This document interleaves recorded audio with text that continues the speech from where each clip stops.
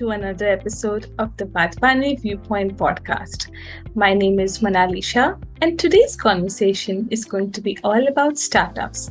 Joining us is Amandeep Srivastava, the co-founder and managing director of Black Eye Technologies. The mission of Black Eye Technologies is to conserve groundwater and soil health. And they do this by harnessing the power of artificial intelligence, Internet of Things, machine learning, and other advanced technologies. Amandeep, welcome to the show, and thank you so much for taking the time out to be here. Could you please tell our audience a little bit about yourself and Black Eye Technologies? Thank you so much, Manali, for inviting me on the platform. I'm so grateful to be here. Talking about me, I am MTech in Artificial Intelligence, completed in 2017. And we and my friend, Mr. Harminder Singh, we started Black Eye Technologies is in 2018, but for established as a company in 2020. So we both came from a business family. There is no issue of the money and the business part. But somehow we realized that there is a crisis of groundwater. At that time, we used to live in Chandigarh, and we are doing our final year training. So there was one night, the water suppliers, the basically Canon water suppliers, they were on strike. So we don't have that idea, and at the night we suffered for the drinking water.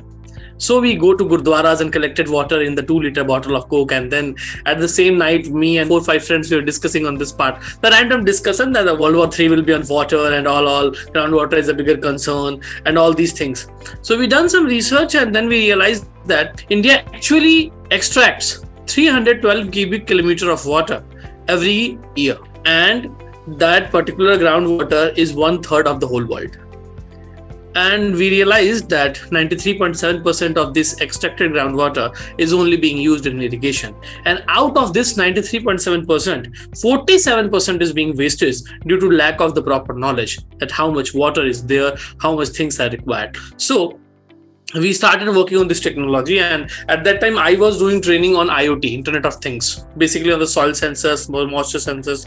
Then me and my co-founder, Mr. Harminder Singh, we decided that we will convert this particular project to a product form and deploy it in the market so that we can conserve more water, conserve more soil.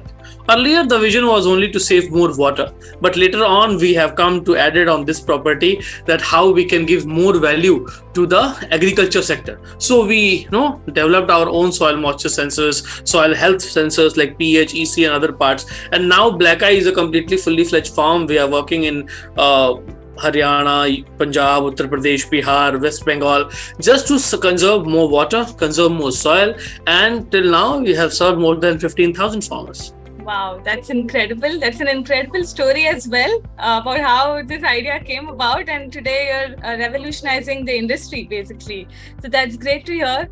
Now let's get straight to the questions. I believe that you pivoted from a B2C model to a B2B model after being part of National Entrepreneurship Network's liftoff cohort, right?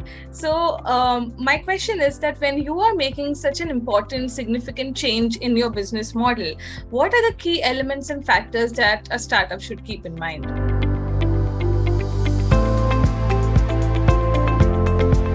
As a value addition startup, if you want money, you want to make money, B2C can be a very good market. You can see like the e-commerce model whose customers are B2C, direct B2C. They're making more money than anyone else. Like fintech, like LazyPay, like Five, like these fintech platforms. They're making a lot of money just by B2C model, direct B2C model. As simple as that. But when you are in a value creation part, when you are in a social impact part, then you have to lead B2C. And why we have pivoted to B2B is the basic reason that our scope has become minimum in B2C at that time. When we are working in B2C, the scope, the impact, the expansion was very minimum. It was up to Punjab only. Even Punjab is also suffering from the water scarcity part, but there is other states too, other nations too.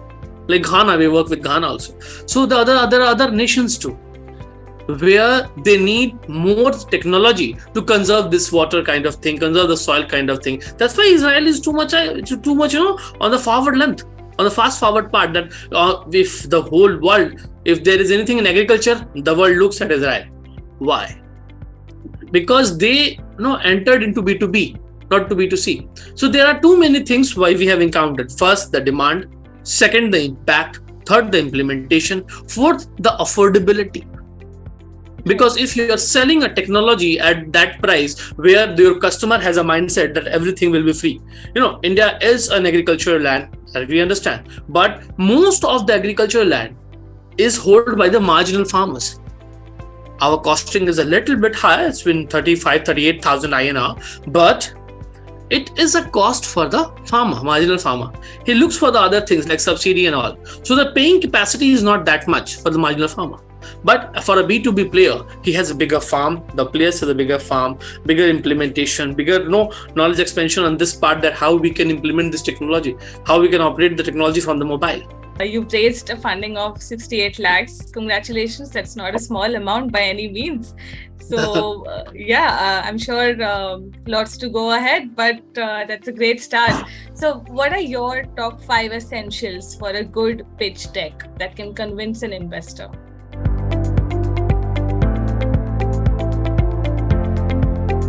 I'll not talk about top 5 essentials. I'll talk about the pitch deck, because I don't have considered the top 5 essentials till now. Don't present your idea, tell your story. Like, be a good storyteller. That the someone I'm telling some story and Manali is listening to me very quietly, in a good manner. That's the best part, that I have holded her for next 25 minutes, 30 minutes for 1 hour. That the story is interesting. He's telling too much of things, too much of the stories. And from the first look, I have failed a lot. It means if I have done 500 pitches, I've selected in 5. Right. That is the thing. Somehow, somewhere you don't know what investors actually want.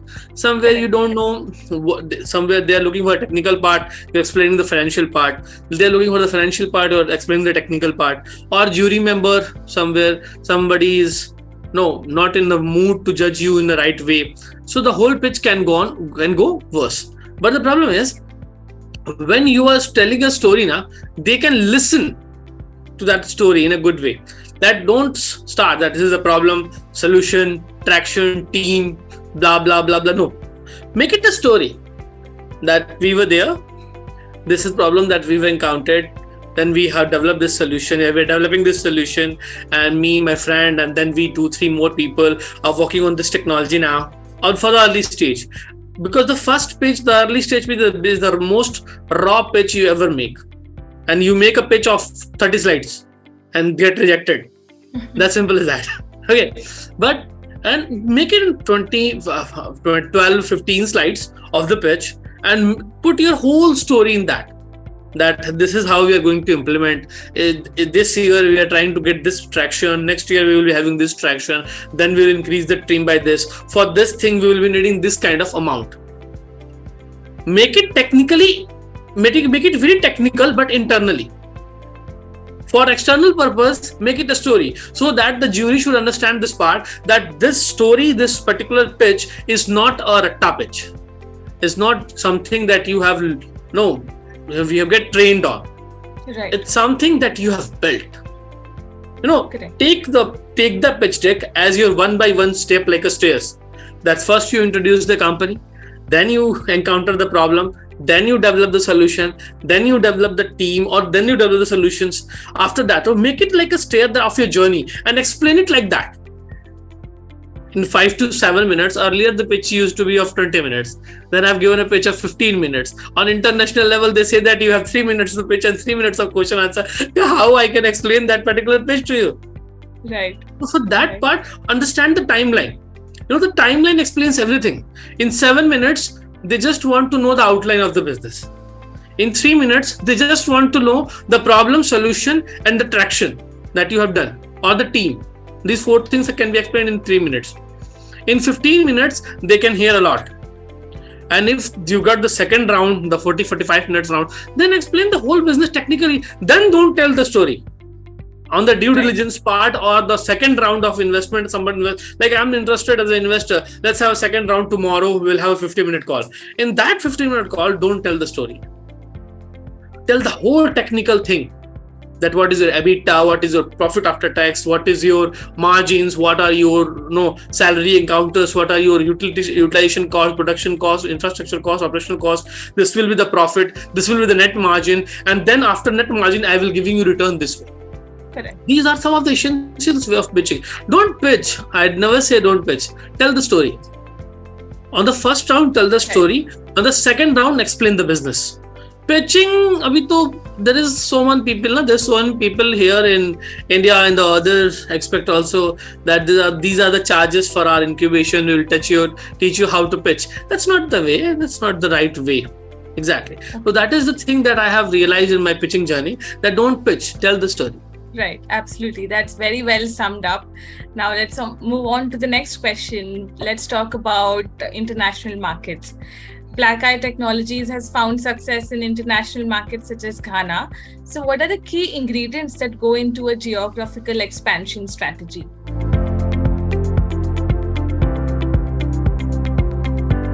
I'll flaunt a little bit. We are expanded in California also. Oh, wonderful. That's great. California also, Ghana also, we are in also Netherlands also. So while going to international market, just keep 3 things in mind from your side. First, be very clean and keen on the part of finances. That if you need 80% as an advance, take that advance. Put it in the agreement that you need this money in advance. Without that, you can't work. Second, be paper ready always. Don't lag yourself in any kind of paper, any kind of documentation. So if there is a small kind of affidavit required, be ready with that. Third, if there is a problem, it means there is a demand, then your supply is of that quality that can fulfill that part. You must have that particular supply in that range that you can fulfill that part in the right way, in the right manner. So finances, documentation, and your product. These things are, what should I say? No compromise on these 3 things. Right. And put it all on paper. Put it all on paper. As much as you can write, as much as you can type. Get help from the CAs, advocates, the experts from the market. If you want to, it's very normal. If you're trying to expand in the international market, you must have some money. Right. You have reached a level, that is why you are expanding in the international market. So you have some money, at least 4-5 lakhs INR. So take help. As a co-founder of a company, as a serial entrepreneur, I have 2-3 more ventures also. But I'd like to advise and tell every entrepreneur this part, that be as much as clear on the papers as you want. And don't be shy, don't be think that I'm an entrepreneur, I don't need any help, or people will say he has asked me.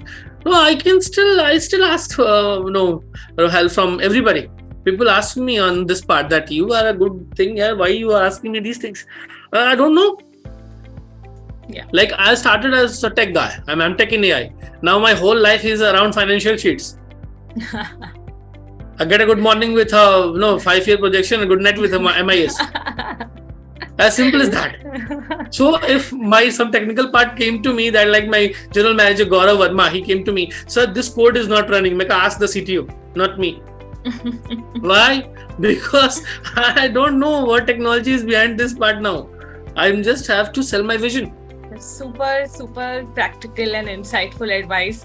I'm sure it will help a lot of the young founders that are tuning in.